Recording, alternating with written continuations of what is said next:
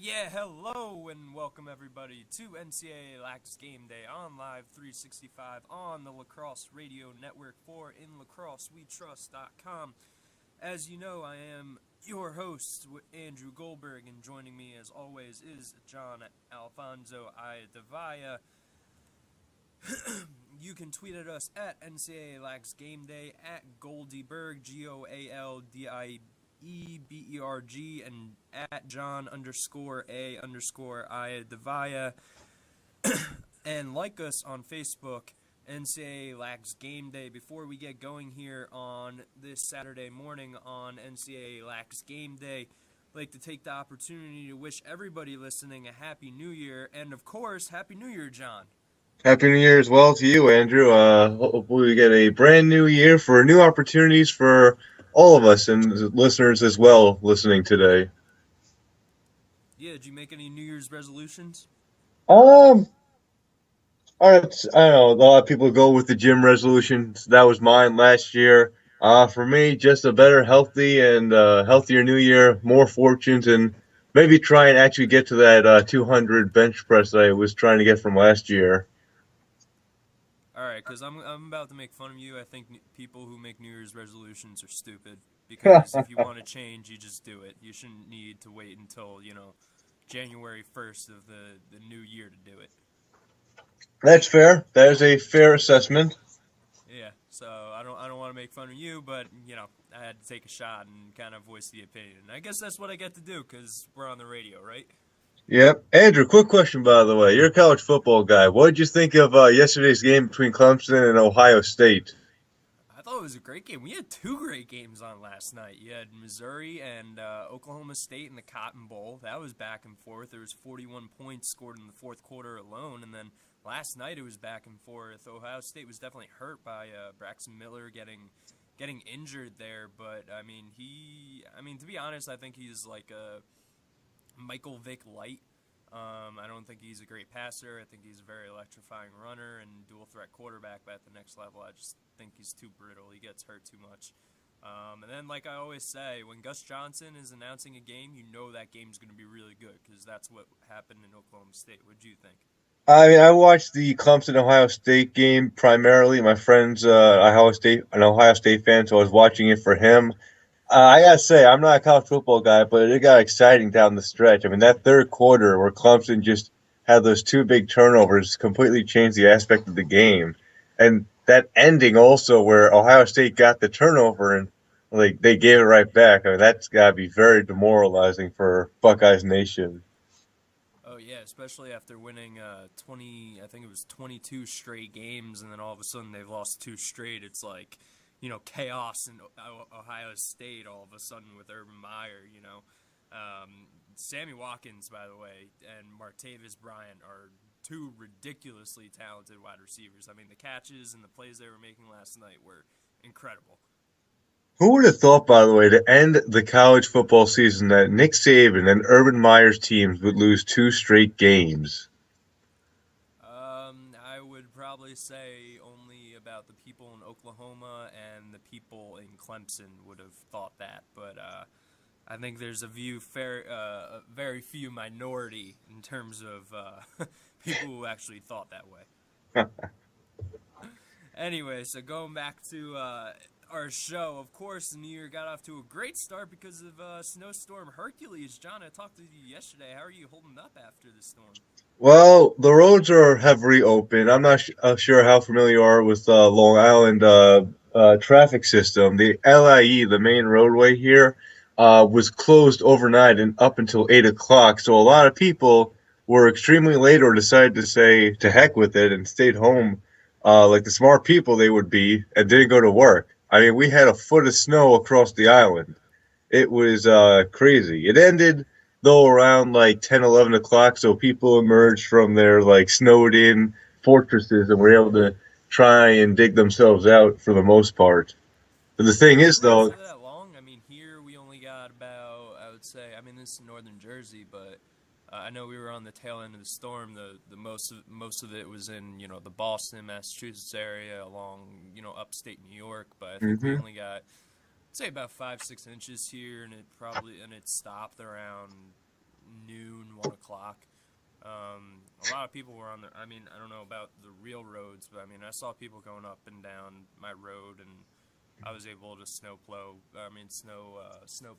through Hmm. everything. So it wasn't too bad, but I know farther north, it definitely got worse. Oh, Boston got leveled. That upper New England area, they got any place north of Connecticut and more northeastern got hit by 12 to 18 inches. And up to this date, Boston has gotten hit by 26 inches of snow already, which is ahead of schedule of their yearly average, by the way. Yay for global warming, huh? Al Gore's making himself a good amount of money with that, right? Yeah, yeah, he is. Man, all we just need to see is Man Bear Pig, and we should just give him a second Nobel Peace Prize. Oh, yeah, of course. Anyway, hopefully many of you listeners out there also got through the storm okay. Nice and warm, maybe dug yourself out of the snow. By the way, when do they start naming winter storms? This is now like the new hurricane thing of the winter. I mean, it's absolutely ridiculous. I know. I think it's just the weathermen get bored because after hurricane season in the summer, it's like, well, we really have no other like big things other than trying to predict when the snow's coming. So it's just probably to add more range or more fame to them. I don't mind it though, honestly, because the snow names are a lot funnier than the hurricane names at this point. Yeah, the hurricane names are definitely lame. It's like Hurricane Irene, Hurricane Andrew, Hurricane like John. Like they're like normal names. At least Hercules, like, dude, Hercules is living up to the name, just dropping snow everywhere and doing it like literally like a winter storm warning. It actually feels like Hercules just came through the Northeast and decimated it. We also Like that's had real uh, shit. we also had Winter Storm Nemo last year, and that I would say that was one of the more creative Twitter handles I saw. He found himself all the way to the Northeast, I guess, huh? Yep. Yeah. So anyway, we'll actually talk about a little lacrosse today. We actually got a nice show lined up for you today. As always, of course, with me and John, because, got to start this Saturday morning off right here. We will actually look at each position in college lacrosse and analyze the top players at their respective areas and then make or try to make a pro comparison for each player. And we're doing this because the MLL draft is coming up next Friday night from 8:30 to 11:30 at the Lax Convention in Philadelphia. If people can get their way all the way down there through the snow and everything, but I kind of like how the draft has started to evolve, or at least take place before the season. I think that's kind of unique and different, as opposed to other sports like the NFL and NBA, which take place after the season, because now there's a lot more risk involved. I agree, and you really get to see some of these players either step up or really maybe not seem as how they were expected by the teams that they've drafted in the past. Right. Imagine how crazy it would be with the NFL draft and the NBA draft, or actually any draft for that matter. Well, actually, I would say that the hockey, NHL, and MLB happen right in the middle of the season ish. Or actually, not the NHL, but the MLB happens around June 5th, I would say. Mm-hmm. And most of them are high schoolers. You don't see them for 2, 3, 4 years. You may never see them again. But in the NFL, imagine how much craziness would happen if people, one of these teams took a quarterback, in the top 5, and then all of a sudden the guy played his senior year, tore his ACL, or threw 20 interceptions, and now he just looks terrible. Mm-hmm. I mean, I think it's very unique, and I think that's something that lacrosse aims to do, trying to grow the sport. So, I mean, anyway, to start off here, John, we really have a lot of talented players this year. Personally, I don't think there is a Rob Pennell type, that guy that can really carry a team per se. But I really like the amount of depth coming in. I think there are a lot of really, really Mm-hmm. good players. Personally, I think the strongest position is on attack, where there's a nice mix of like quarterback type players where they can kind of handle the offense, help out, they can score, pass, hurt them, hurt teams with their vision, as well as taking the ball to the hole themselves.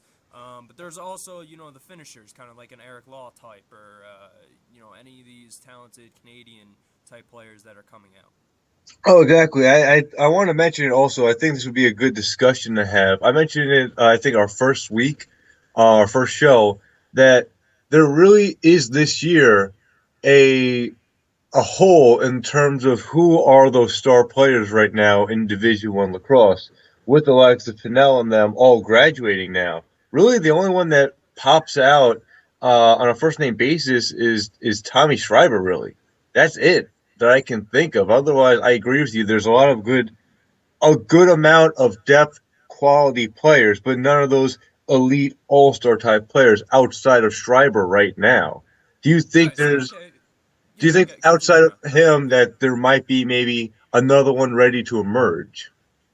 Right. So okay, let's look in the midfield position because personally, I think that's one of the weakest positions out of all of them. I think it's probably weaker than normal.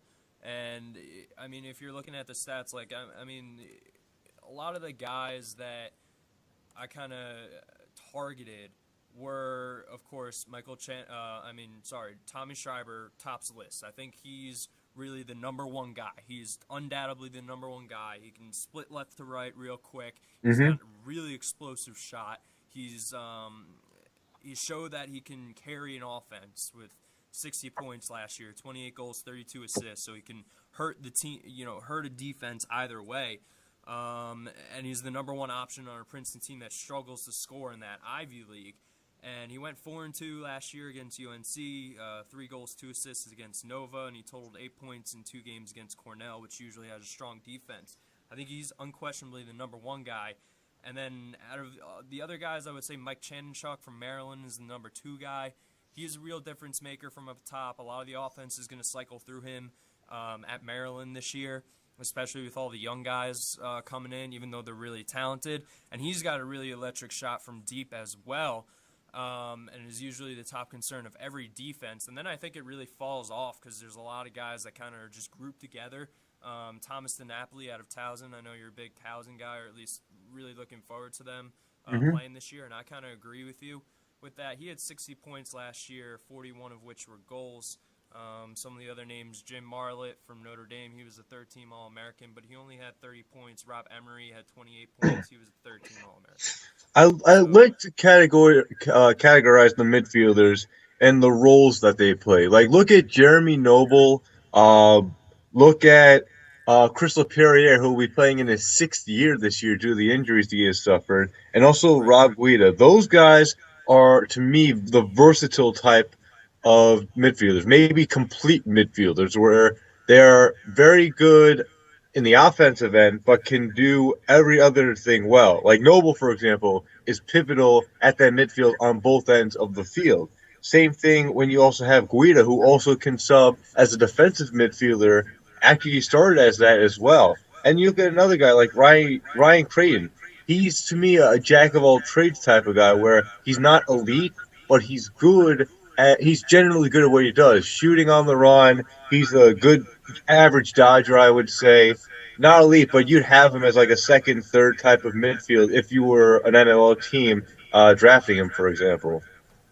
Right, and I saw Creighton play in fall ball against Ohio State. I think he was still nursing an injury with something on his wrist. I want to say he was wearing a cast, but he was still playing. Obviously, that'll be healed up by the time he takes the field in February and March. But I think he's a captain for the team. I think he's got leadership. Like you said, he's not really a standout midfielder on offense. He is their top defensive short stick midi, which obviously proves vital. And he's tall, he's thick, which will definitely help in the pro game. One guy I want to talk about in the names you just mentioned was Chris LaPierre, because the guy was like an all-state running back here in New Jersey, down in Shawnee, as to go along with his merits in lacrosse. Obviously, first-team All-State, going to Virginia, number one recruit. I mean, the guy's a freight train. He can. If we're gonna make our first pro comparison, I'd honestly like to make him Josh Hawkins. I think their I'd games are agree. very comparable because they're both very electric in between the lines. Obviously, LaPierre is a great short stick defensive midi, and both guys obviously have a really good shot from outside. They can bring it. What do you think about that? I can agree with that. LaPerriere has really been very important. The difference, though, where both of them are, I like Laperriere more as a leader than Hawkins. As you saw in Hawkins' senior year, he had an issue with the head coach at the time, and the team was suspended for team violations. Laperriere is just all class from what I've seen, and the difference, though, is that his injuries, his health has been a real deterrent. I feel in his career. We don't know how he's going to be this year. If he's fully healthy, I think he'll make a difference more in leading the team than performance wise. Because until we can see that he can return to that high level, I'm very questionable on how effective he can be. When he was at his peak, I would say he was on type of Hawkins level in terms of athletic ability and just impact. How that's going to be this year, though, we'll have to see. Yeah, I mean, if I was to bet on anybody coming back from an ACL injury, I definitely would bet on him just because of the amount of athleticism he has. Knowing, just from being from New Jersey and kind of knowing him from the senior year and obviously like reading inside lacrosse and knowing about him. I mean, he's really athletic. He can do a lot on the field. Initially, I think that coming back from the ACL injury, I think it's been more than a year. It's been about a year, a little more, or it'll be a year in March. I think he'll find his groove. I mean, most of the problem with a lot of guys who are coming back from ACL injuries isn't really their fitness or their knee being intact or anything Mm-hmm. like that, because there were 3-4 guys on my lacrosse team that suffered an ACL injury in the fall or late summer, or not late summer, late like spring during our season, and came back to play in our season. But most of it, the problem with those guys was in their heads, because they would be wearing these bulky knee braces, and every time they dodged or kind of the knee brace buckled, they get a little scared and they kind Mm-hmm. of take themselves out of practice or games, and they kind of be like, hey, my knee, kind of buckled, I'm a little scared. And I think that's the biggest hurdle with a guy like Chris LaPierre, in terms of, is he going to be able to get over the hurdle? He's probably going to be wearing a knee brace, because most guys do, coming off an ACL injury. Is how he's going to perform if his knee buckles. I mean, mentally, how's he going to respond? I'm sure he's very stable mentally and very strong, but I think that's my biggest concern. The other guy you had mentioned was Rob Guida, a local guy from Jersey, Chatham. He has brothers, going D1. His youngest brother is going to join him at Hopkins next year. Or not join him, but he'll be coming to Hopkins, and then another one of his brothers plays at Fairfield right now.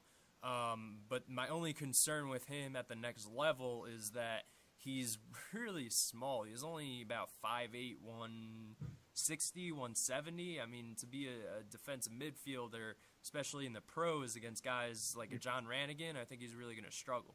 Well, don't forget, Stephen DiNapoli is also a very small guy as well, and he's an all-star midfielder at this point, especially as a D midi who's going up against tough guys one-on-one. It's possible, but I do agree with you about Guida, though, especially that he's coming off an injury as well. He's going to have to be relied upon as well at that midfield for Hopkins, who's trying to turn around. I like to see how it works with Guida. I really do like his game. He's an effective guy in his own end as well, but I do agree with the size, especially when you see some teams what they're going up against as well. Some of those big bull dodging midfielders, I really think he has the troubles trying to guard them. Yeah, and not to get me wrong, I don't think he's a bad player at all. I think he's a very good player, hence why he's playing at Hopkins. I mean, it's just he is a first-team midfielder. He has been getting time for them, I think, since his freshman, sophomore year as granted, for a guy who's 5'8", he's going to be very shifty. I mean, how many guys that are small at Division I lacrosse level are big and bulky are going to bulldoze you? Zero. They're all shifty, and he also has a pretty good shot from the outside. And, to go to Hopkins and play there for 4 years, you also got to be a really smart guy who works within the offense with Petramala, because Petramala is going to take any crap from any players. And if you're not performing, you're not making the right moves, you're not performing within the offense, he's going to take you off the field and chew you out for it. So to be playing for 3-4 years starting there with all the great players that have come out of the team, like a John Rannigan, it really kind of shows how good of a player Guida is. Before we move on to the other position, I want to bring up a few more midfielders and face-off guys as well. Maybe more the offensive-oriented middies. Ben McIntosh, for example, Drexel, he's just a pure sniper. I've seen him a few times play for the Dragons. He's just very good from long range. He'll be, if he goes to the MLL, he'll be a definite 2-point threat every time he's got the ball on his stick. And this year, he's good. I say he'll be putting up close to 30 goals this year. Tom Lacrosse from Penn State. Obviously, the Lacrosse family, he's one of their living legacies, and he's easily Penn State's best midfield threat right now. He's been for the past few years because they've struggled to get scoring from up top, but he's very good. And then you also have Zach Losko from Penn. Then you look at the faceoff guys as well. Obviously, Dylan Levings at Yale and Doug Tesario, and obviously Brendan Fowler. And you've got a few other notable midfielders here who are really going to be big this Friday when MLL teams are going to be looking at them. Yeah, I mean, to go with Tom Lacrosse, I think he is definitely the main scoring threat from a top, considering most of their offense was from the attack position last year, and I think it will be this year as well. I think Ty Sanders, I think his name was graduated last year. One name that I want to look at is Zach Losko from Penn, because when you look at his stats, they don't blow you away at all. He only had, I think, a total of 29 points, 30 points, 31 points. I mean, the only thing that I'll do to defend him from an outsider's view and kind of covering the team for our website here in lacrossewetrust.com is that he is going to be the top threat for Penn, but Penn's offense was ranked near the bottom in terms of goals per game. They basically gave up as many goals as they scored, and obviously that's not a very good ratio to have. Obviously, they've got a great defense, but their offense really struggles. What do you see out of Losko that really kind of intrigues you? I think that it shows that he's doing a lot with not much help. Usually, you look at these other guys at the midfield who at least have one or two other trigger men that are able to at least finish or capitalize on their chances that they themselves create. But for Losko, he doesn't really have that. Penn has never really had a dynamic or effective offense at all to really help him out. So I think it's a good credit for Losko that he's been able to, I guess, produce. But with that said, though, it's not going to help him, I guess, this year or even going into the draft on Friday when you have no one to help him out. If anything, some teams are going to probably take him in one of the lower rounds or maybe sign him undrafted until they see how he does this year.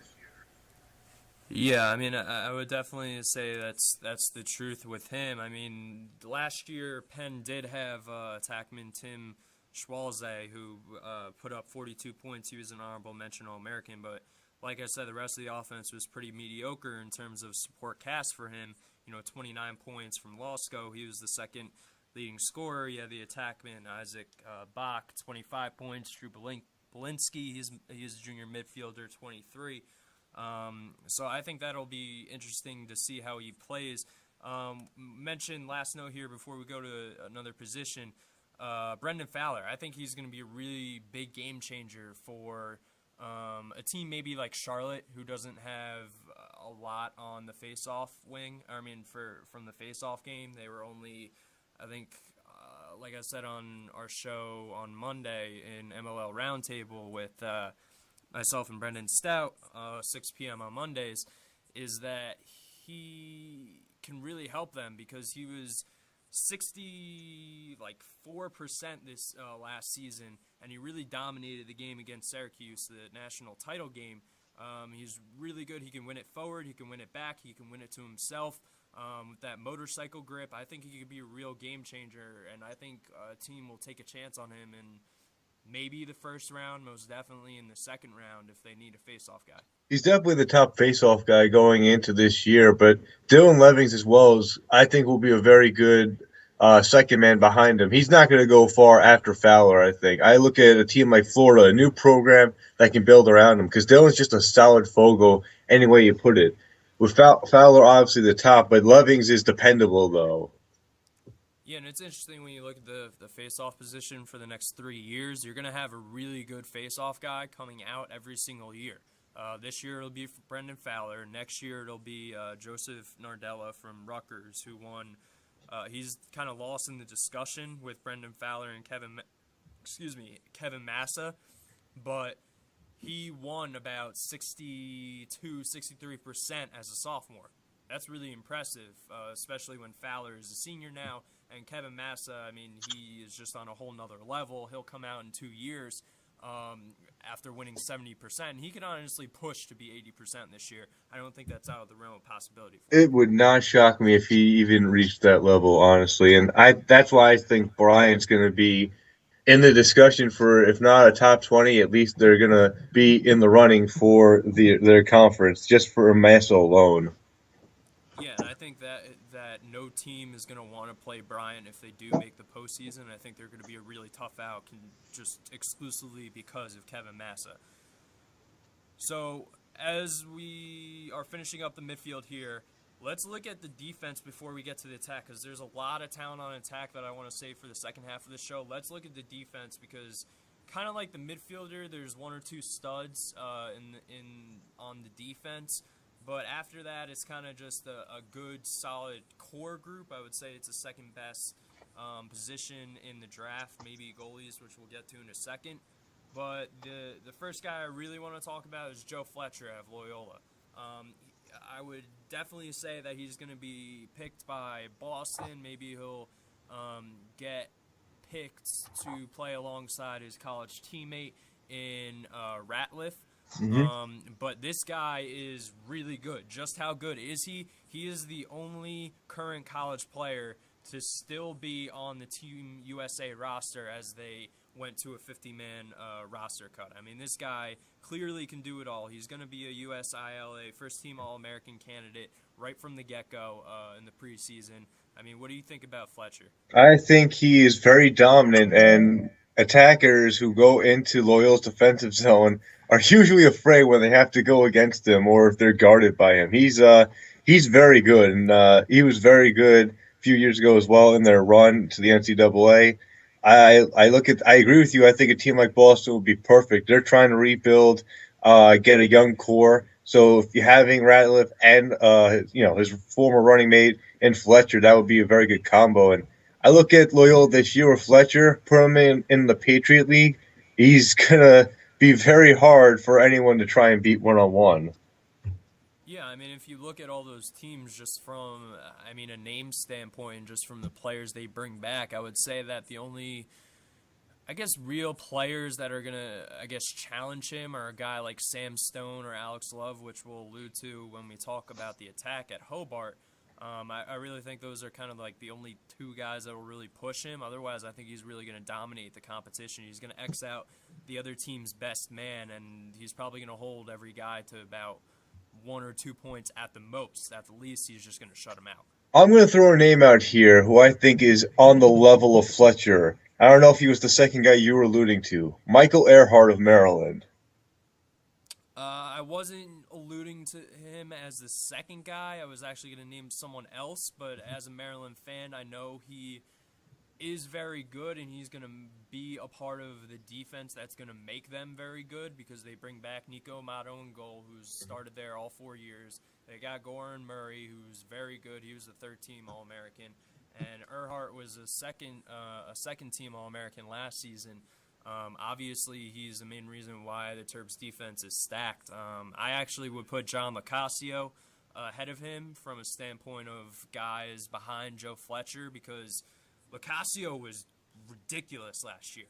I mean, he played LSM at Villanova, and he led the nation in caused turnovers with 53 caused turnovers. Some guys don't even reach 30 for a career. The guy who was second in the NCAA in caused turnovers last year only had 38. So he almost doubled, he was a little bit far behind, but he blew away the competition in terms of caused turnovers. So basically, this is Brian Carolinas 2.0, and ironically from the same school. Right, exactly. And that's scary because I mean he's really good and he can. I was watching some highlights. I mean he can push it in transition and be a threat. I mean he may not shoot the ball, but he knows where to go with the ball and kind of work the offense and get a goal for his guys. I mean he's really good.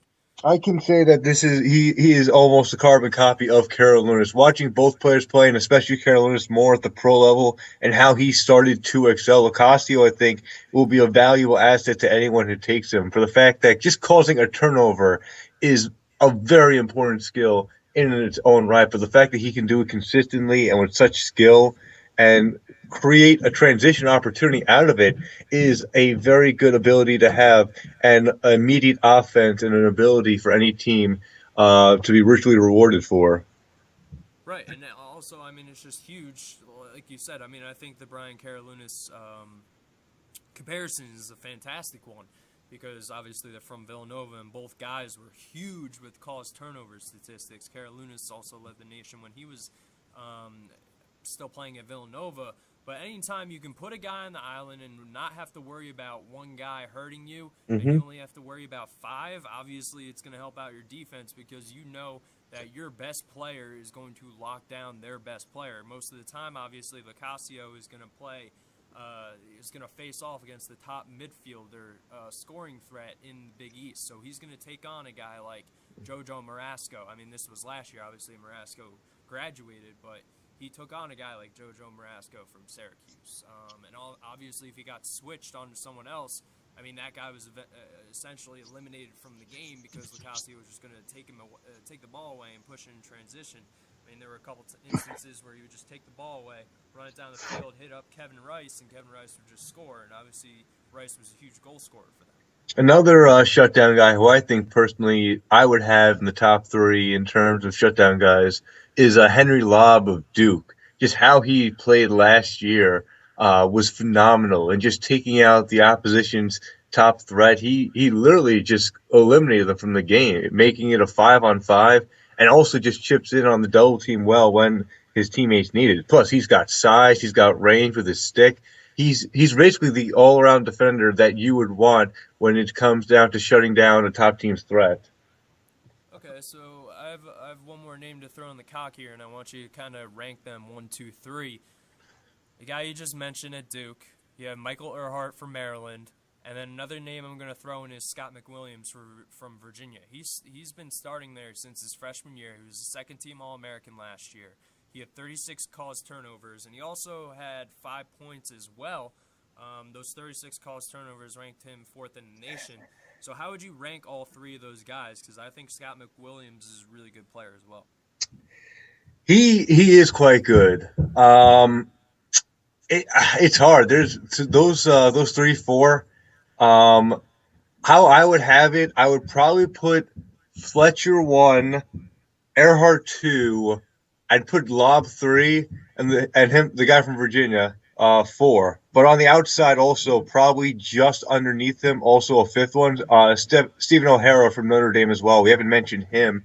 I guess out of the factory of Notre Dame defensemen, he's just another one. But he's just so solid in his own end, an already stout defense of the Irish. Right, and obviously the Irish always have a very good defense, and last year was led by John Kemp, who actually, personally, I know he graduated, and just like a really side note here, but I think he really didn't play that well towards the end of the year last year. Like, he was supposed, like, he is a really good goalie, but towards the end of last year, I didn't think he played that well. Like, there was a shot in the Detroit Mercy game in the first round of the NCAAs, where the guy took like a 15-yard shot, and it went in on him. And I was like, John Kemp, you're one of the best goalies in the nation. You just let in a 15-yard bomb. Like, that should be an easy, popcorn shot. The ball's going the other way in transition. Honestly, I don't think he had a good senior year, honestly. I saw a few of those games, especially Hofstra's went over them. I did not, and St. John's as well. And to me, he just did not look elite last year. And I do wonder who's going to, if his replacement will be able to provide that same level. And I do wonder also about Austin Count this year in Penn State. Obviously, Count is easily the best goaltender this year, but I'm not sure if he'll be able to keep it up for the whole time. I actually think Count might struggle at times this year with the pressure put on Penn State. You mentioned Nico Amaro before. I think that he'll have another solid year, especially for Maryland. That defense is going to have to win them games, though, as they figure out the offense. And you mentioned two other goalies that I bring up, Brian Feeney of Penn and Greg Dunn, who's just been a consummate competitor for Ohio State, and last year really helped win them their first conference title. Yeah, so we're going right to the goalie position right now. Austin Cott is the only fear I have about teams with really good goalies, and I saw it with my team at Drew, is that we had a really good goalie, Charles DeSocio. He was the first team all-conference guy. I personally think he should have gone D1, but hey, that's another thing. Anyway, our defense, he was so good for us that the year after he graduated, I think we were so used to goalies making these great, bailing out defenses for their mistakes, and it really showed in our team. And I think it won't happen with Penn State, but when you have a really good goalie and he makes these incredible saves, it covers up your defensive mistakes. And instead of those defensive mistakes turning into goals, they're like, oh, well, thank God we had Austin Cott back there because he was incredible. And you don't really fix those. It's kind of like a team that goes 16-0. You don't really recognize the problems until you lose. You try to say, like, hey, we got problems here, but as long as you keep winning, a lot of the guys on the team are kind of like, yeah, whatever, we'll fix it. We know X, Y, and Z is going to happen or is going to bail us out. And like you just mentioned with John Kemp and Austin Cott is, look, Austin Cott had 10 or more saves last year, 12 times last season. The Nittany Lions were 10-2, had a 10-2 record when he made 10 or more saves last year. He also ranked fourth in save percentage at 59.7% and saved 184 shots. He led the nation, or he was third in the nation in goals against average of 7.37. So my only fear is that with Cott back there, if he does not excel at his position like he has been for the last 2-3 years, whatever you want to say, those mistakes that they made last year and they kind of brushed off are going to kind of be, the opponents are going to shed light on that, and I think it's going to hamper how Penn State moves along. Well, Penn State, don't forget, also had a very good defense last year. But I do agree with you because I think they do lose one or two long pulls from last year. And I do think with Kaut, while he can be good, that pressure that's just going to be coming on this year, especially at their schedule, especially we've touched upon it in that March schedule, he's got to play his best lacrosse or his second best lacrosse, saving it for the playoffs. As I mentioned before, though, I think that if Ohio State, they're not going to be as great this year, but I do think Dunn is going to move into the limelight this year as one of the best goaltenders in the nation. Yeah, you know what? I actually kind of want to go back to the defensive position and then kind of like combo it into our goalie discussion here, is that Ohio State's defense could be good this year. Greg Dutton actually did not play in the fall ball game against North Carolina. They used their backups during that game, who actually played pretty well. But Dutton, I was actually surprised. I asked the Coach Myers why he didn't play, and I think it was, he was just nursing like a really minor injury, so they just wanted to, get him right for the season, obviously. And he's a tall guy too. He's like 6'1". He covers a lot of cage, and he's obviously got the skill to go along with it. But Joe Moore from Ohio State, the defenseman, he was an honorable mention All-American last year. He was the team MVP, team defensive MVP. He had 18 caused turnovers last year, and it helped the Buckeyes to a top 15 scoring defense. So I think those two guys can combo into helping Ohio State, especially because they just lost Logan Schuss. Obviously, they'll have Jesse King helping out in the midfield in terms of a scoring option, a Canadian, very good player. But I think the defense is going to be relied upon, and luckily for them, the ECAC is not very strong. No, I agree with that. Ty Souders is another good defender, and then you also bring back Brian Feeney. Not Brian Feeney.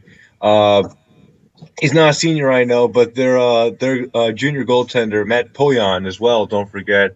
I think he's going to emerge, when this senior class graduates, as the best in the nation in 2 years. He's very good for that Lehigh team.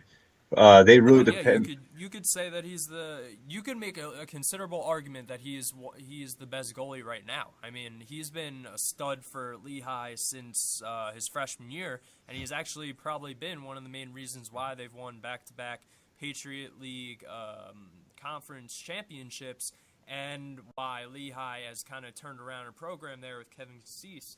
I think he's a big reason for that. And going to Brian Feeney, I mean, he's a local guy from Summit here in Jersey, and last season he posted a 58.9 save percentage, which ranked him third in the nation in goals against average at 7.229. And his best game came against the Quakers' top competition in Duke and Lehigh. I mean, with numbers like that, it's really not a shock that Penn led the nation in defense last year in terms of goals against. Would you compare Matt Polion to to Kip Turner of Chesapeake? In terms of kind of like, how so? I would say in terms of just their competitiveness and not giving up on the ball, because that's the one thing I like about Pouillon when I see him is that uh, not just for the fact that he his average obviously keeps teams under 10 goals a lot of the times, but the fact that how he fights off the ball, how he fights through the shot as well, challenges the shooter and just makes them shoot towards his strength. Yeah, I mean, I haven't watched enough, I guess, of Pete Polion to really make that type of comparison in terms of what you just offered. But I think he likes from like random highlights I've seen. I think he likes to go to his knees like quickly. Like, you know how there's like a butterfly goalie in hockey. Mm-hmm. Well, when you analyze a goalie in lacrosse, if you see a goalie go to his knees a lot, you want to try to get bounce shots in because, you know, he's just guessing, he's just dropping down low, he's not making a step going forward, which obviously cuts off the angle of a shot and, you know, the rebound you get. Because if you get a butterfly goalie, most of the time, those shots are going to rebound right out. And I think he Exactly. did that a couple of times. I mean, granted, most goalies are going to do that because they're just trying to keep the ball in the net and hope that the defense cleans up the garbage. Kip Turner doesn't really do that in terms of being a butterfly goalie. I think he's really good at stepping to the ball, making saves that are that he controls and can get out into outlets, meaning that he'll save the ball with his stick as opposed to his body, and he'll make it controlled in terms of not having like huge rebounds or anything. Mm-hmm. That's, I guess, my comparison from watching a little bit of him.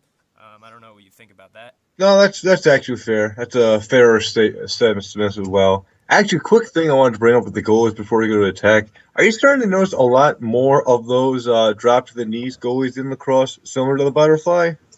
Yeah, I mean, just as being a former, a former goalie, you know, I was taught differently. I didn't really do a lot of that. I mean, granted, I wasn't a great goalie. I played, you know, middle of the line D3. But the way I was taught was, look, you gotta, you know, you want to contain rebound control. Obviously, that's the biggest thing. You don't want to give the offense another opportunity because there are those guys just standing right by you, waiting for you to popcorn a shot, and you popcorn it too far, and the guy just picks it out of the air and shoots it in the net.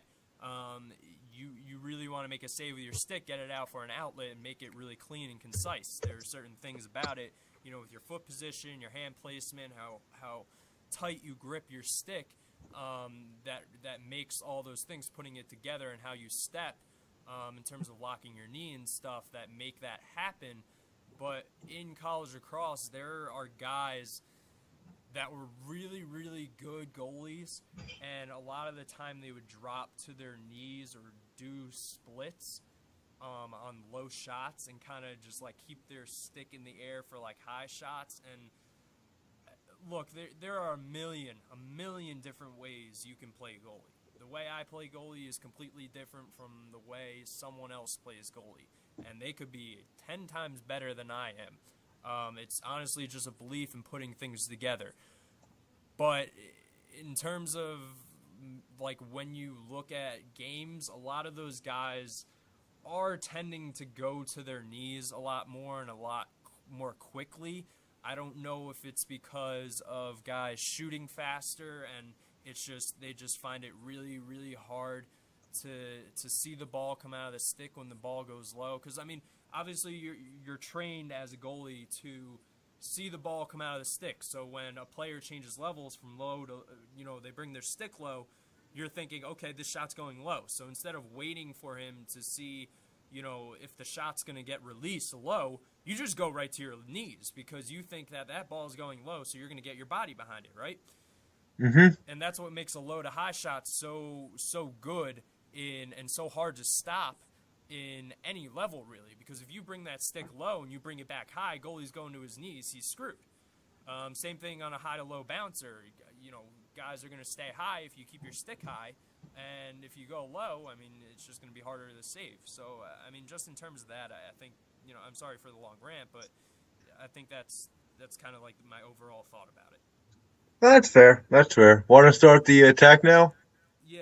So let's look at the attack, because there are a lot of really, really good players coming out. Maybe not like we alluded to at the beginning in terms of a Rob Pennell type or even Peter Baum, but there are a lot of guys that you could pick, and they are going to make a real difference on your team.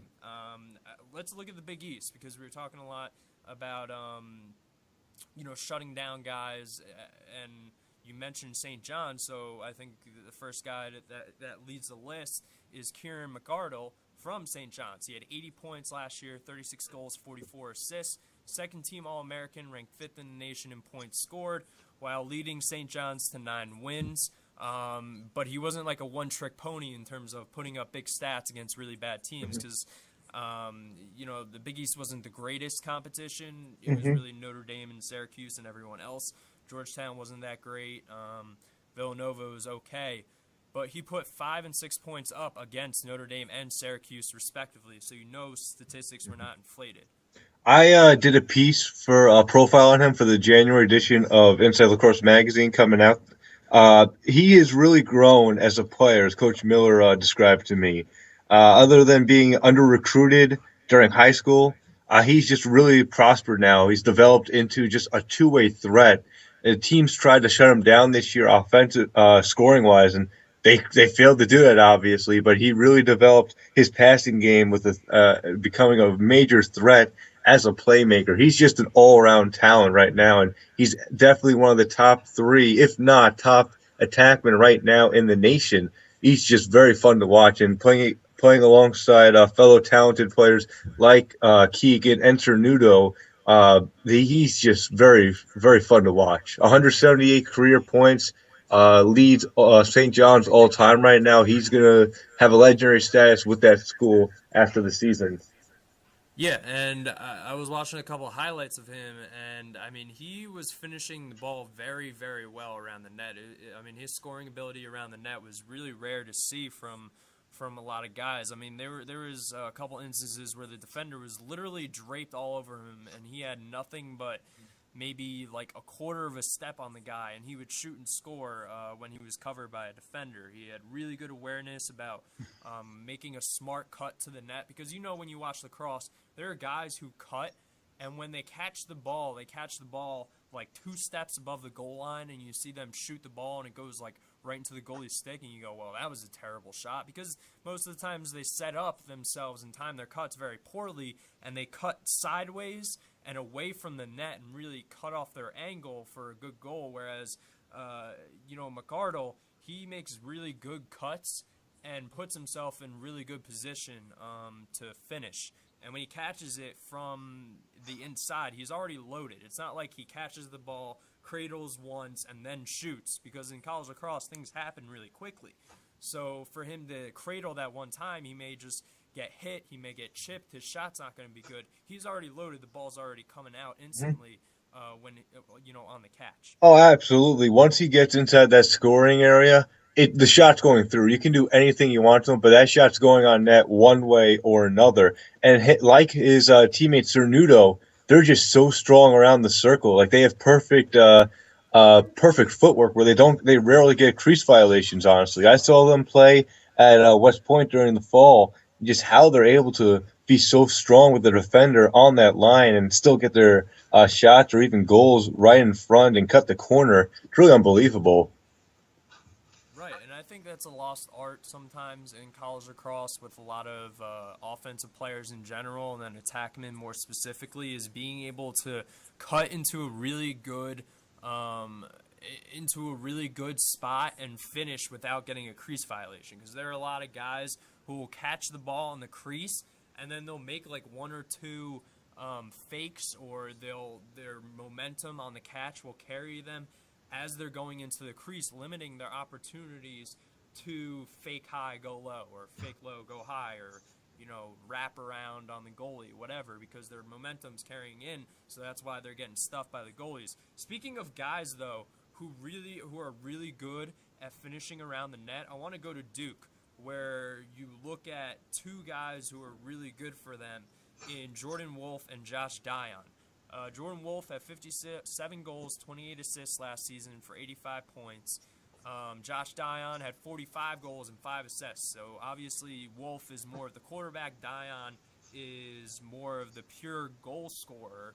But when I watched them last year, I thought that both of these guys will take it to the rack, and they're willing to take the hit to score.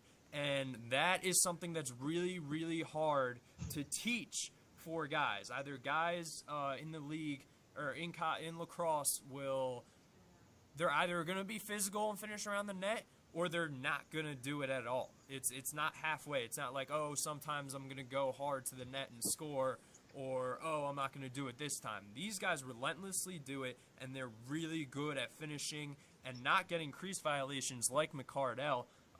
Also with Wolf, he's got a great outside shot. He really loves to set up the jump shot too. He's got a really good jump shot in setting up defenders to whiff on a dodge, and then he gets ready for the jump shot and scores. Dion really moves well off the ball, as well as finishing inside with contact. What do you think about those two guys? I think for Wolf, his two best attributes are his confidence and his lacrosse IQ, honestly, because he knows what he's going to do before he even gets the ball, and how he's able to set up the play or even work it around. Like you said, he's willing to take the contact, so he knows where he has to go, how he has to get there, and what kind of shot or what kind of pass he has to make in order to complete the play. And Dion as well, I've seen him. The guy can literally just finish from a mile away if he wanted to. He's just a very nice, pure finisher, and any team will definitely want him in the MLL. But for Duke, he's definitely going to be helpful coming up this year. For Wolf, though, I just look at him, and he's just so fun to watch. 201 career points. The guy just simply does it all, like you said. The fact that he's able to keep doing it, though, and not have, I guess from an outsider standpoint, not a lot of wear and tear, although he has missed, I think, 1 or 2 games last season. But regardless, he's able to, for the most part, dust himself off after taking a big hit from going to the contact areas and still making the plays. It just speaks volumes about what kind of attackman he is. So, in terms of a pro comparison for Wolf, because he can score the ball really effectively as well as dish it off, would you, now this is totally a Duke comparison, because in the pros I think he kind of compares to these guys. Would you compare him more to Dave Lawson, who is another great Duke player who kind of did both, or would you compare him more to Rob Rotans? Ooh, that's tough, honestly. Right, because I mean, both guys, when they were at Duke, they did both of the same things that both Jordan Wolf and, not Josh Dion, but to what Jordan Wolf did. I would say maybe more Lawson, to be honest with you. Another guy who I'm thinking about, but he's like a distant cousin in a way. I'm trying to think of like a sister drink to what this player is. I was going to say a Matt Danowski. He has similar traits to. Just the way he right. He's not. He's nowhere near Matt Danowski's level, but he plays a very similar game to him. Below the lines, plays at X, and just simply around the cage. Because how many times have we also seen that similar move by Wolf, where he'll make a dodge from X, go to the wide left or right wing, and take that wide angle shot that beats the goaltender, because he knows that he can make that shot. Right, he kind of gets to that sweet spot when he comes around the net and just whips it. I see Danowski make that move almost every time in the MLL when I watch him, and it's almost the same exact thing that Wolf does. Yeah, and I think if an attackman can come around the net and basically start his shooting motion at the goal line and beat a goalie to the opposite corner and do that repeatedly, it's essentially unstoppable because the goalie has no idea and is not ready for you when you shoot. Because when you're coming around the net and you're already starting your shooting motion at the goal line and you finish kind of coming across and you finish it with complete accuracy and speed into the opposite corner, that's an incredibly tough shot to stop, and it's incredibly tough for any defender to stop too, especially with the skill set that that Wolf has. True. So as we're winding down here, we got about 5 minutes left in the show. Speaking of guys who are really good, we go to Albany. Miles Thompson, Ty Thompson. These guys are fantastic. I mean, you watch. I mean, just with both of them and then working with Lyle Thompson as well, it's really, really fun. I don't think lacrosse fans have a real appreciation for what goes on in Albany. I mean, their chemistry is amazing between all three guys, and all three guys have a skill set to pass behind the back, underhand, sideways, overhand, you know, with their foot, with their leg, with their arm, you know, you name it, they can do it, and they can finish the ball just as effectively as well. I mean, these guys are making behind-the-back passes and one-hand shots and shots between their legs like normal lacrosse players throw with their dominant hand and shoot with their dominant hand. One move that they have really mastered as well, and I don't know how frustrating it is for you as a goalie if you've ever seen it before, but I like to call it the submarine slash rug burner shot, where they're able to literally just take the shot as if they're winding up for a golf shot and literally just slam it home as the ball bounces like an inch off the ground with such speed that you basically have to make the kick save, I guess, as a goaltender to try and make that. And all three of them have really done a good job at that. Have you seen a shot like that before?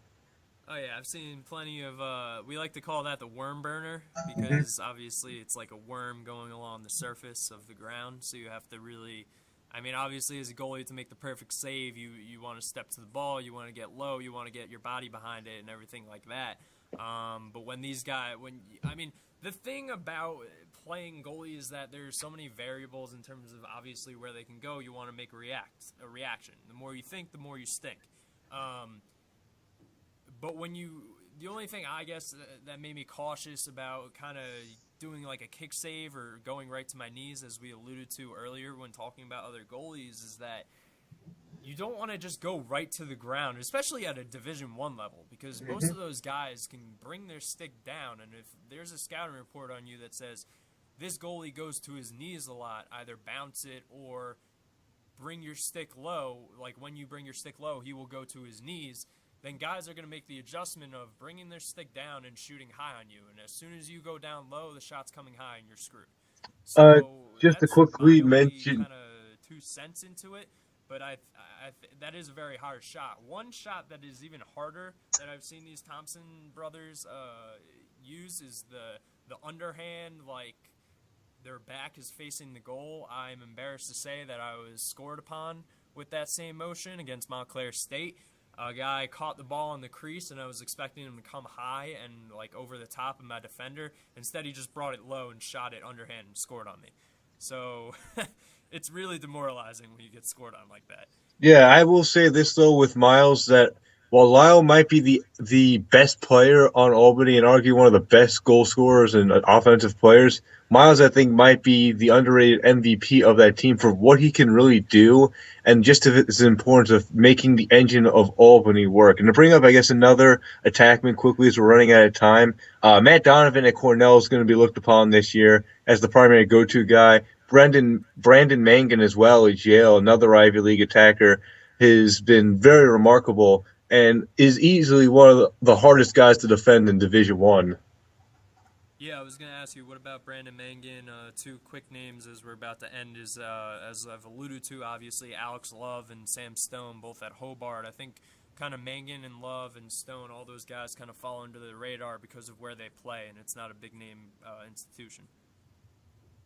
I agree with that. And then one more name also, Justin Ward as well, at Loyola, another great player from that Loyola program who's going to be looking to try and, I guess, keep pushing Loyola around. Though I will say he's a good goal scorer, but I wouldn't put it past it where he could get shut down for a few games against the right defenseman. Right. So we have to actually wrap up here. He had 27 goals and 36 assists last year, 63 points. So he kind of took over for Lusby, and last year is the quarterback of the offense there for Loyola. So another great show as always, John. Happy New Year, of course, to you once again. Hopefully you stay warm in this cold weather. And we'll see you next week as we wrap up what happened in the MLL draft a little bit, and then maybe we'll look to some of the top units in in the college lacrosse. So for those of you guys who have listened, thank you for listening, and we will see you guys next week.